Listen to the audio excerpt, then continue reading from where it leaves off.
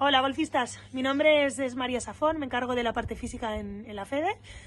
Bueno, durante estos días tan complicados lo que intentaremos es mandaros cada día una pequeña rutina con un par de ejercicios para que podáis hacer en casa. Hoy los dos ejercicios van a consistir en el trabajo de piernas para que os dé estabilidad. El primer ejercicio serían unas sentadillas, ¿vale? Clave que las rodillas no os pasen la punta de los pies, y entonces sería bajar y subir. Los que físicamente ya podéis hacer ejercicios explosivos, os recomiendo hacer la sentadilla con salto, aquí, ¿vale?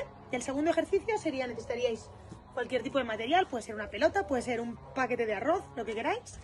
Y desde esta posición, o sea, bajaremos, haremos una sentadilla y desde arriba lo que haremos es una rotación de la cadera con extensión de la pierna izquierda. Los que seáis zurdos, os recomiendo hacerlo al revés, ¿vale? O sea, sería de aquí y aquí, movimientos explosivos. Aquí. Bueno, espero que os haya sido útil. Un beso para todos.